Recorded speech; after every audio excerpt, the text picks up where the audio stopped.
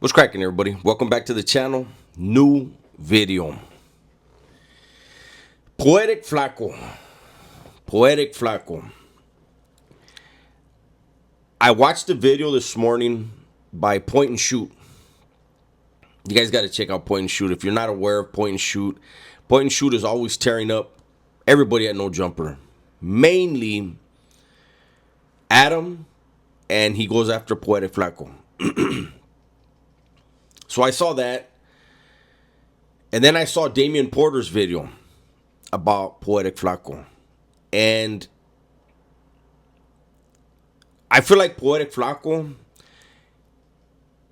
he's done so much to disrespect Southern California, especially with the main focus being on LA gangs. He's not from California. He's not from Southern California. He's not from any type of gang environment. But for whatever reason, while he was at No Jumper, he got bullied a lot. You know, he got bullied on camera, and he has made it.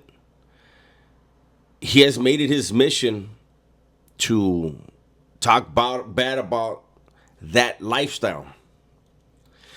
Talking bad about the gang lifestyle, I can understand somebody wanting to do that if they want to keep people out of that lifestyle. I could see it, especially if it's coming from someone who lived that lifestyle and understands what type of mentality, what kind of trauma at a young age leads people to believe that the gang is where they're going to find love and acceptance.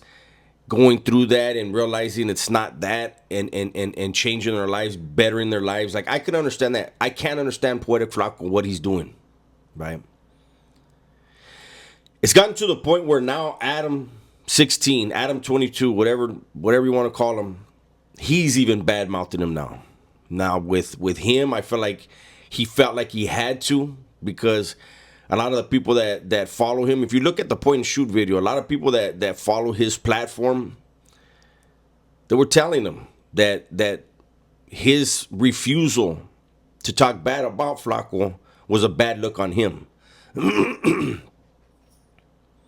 I don't care about any of that. Honestly, I don't care about Poetic Flaco and No Jumper having a falling out and all that. I don't care. Business is business. Especially in social media, there are people who will throw their best friends under the bus for some views. There are people who fabricate whole entire stories for views, right? And like I get so many lies told about me. It's just part of the animal of that is content creation. Here's what I have and I really, is not a problem. Here's what I have my 2 cents on. Poetic Flaco has decided that he hates Munchie B so much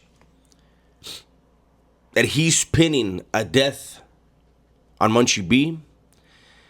He's also pinning it on YG. And he also named who he believes actually committed the crime.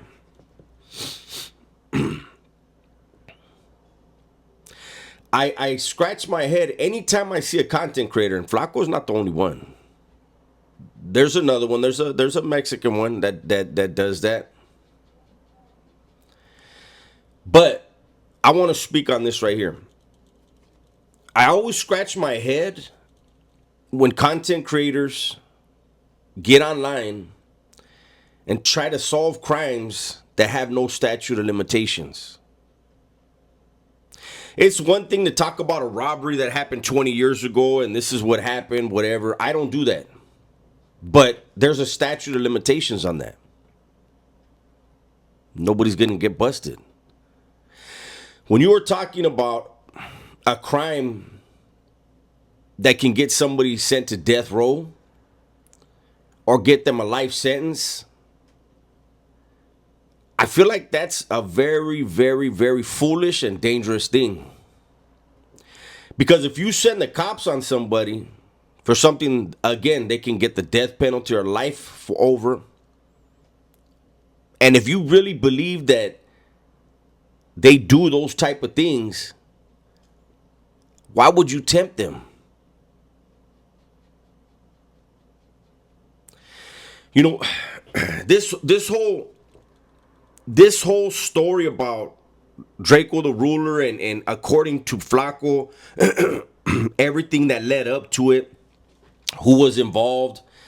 I'd like to remind people that Poetic Flako, when Young and Jefe got arrested, when he initially got arrested, Young and Jefe was probably still in booking.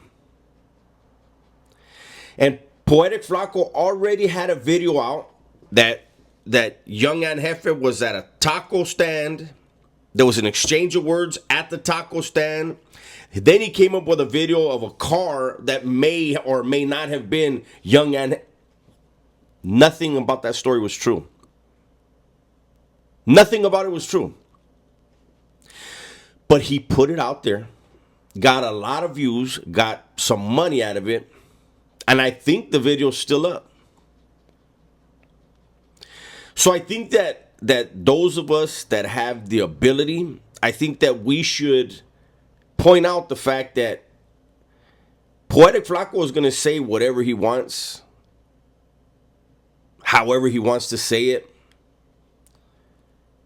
just to get the views, just to get the clicks. And that's a fact.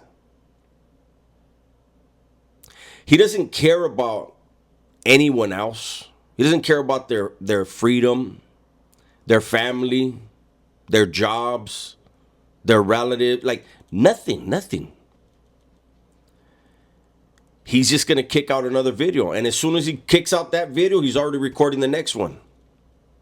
His work ethic is amazing. You cannot knock his work ethic. But his truthfulness, these content creators that are nowhere near the city or the state have never met those that they're describing and giving so much detail about. You gotta question that. How do you get so much detail? How do you know those guys? You've never been around them in your life. You've never been in that city. You've never been in that hood. Never been in that barrio. How you know all that? I don't know. It's just food for thought, you know? I feel it's reckless. I feel it's really foolish to get online, talk about people that supposedly are still in the streets, dropping bodies, and just talking about them freely. Believe me, there's an appetite, a huge hunger for content that's based off of the streets. And we can all tell stories like that. But I don't think anybody should be talking about hot ones. I don't think anybody should be trying to solve cases on here. If you're not law enforcement, what are you doing? And we all know that there's law enforcement that are assigned to watch all of these videos, especially urban content creators and ex-convicts, ex-gang members. They're watching every second of it and taking note. Anyhow, that's my video for today. Hopefully you guys enjoyed it. Everybody, please be safe, be smart, and tell the ones you love that you love them, man. I'm out of here.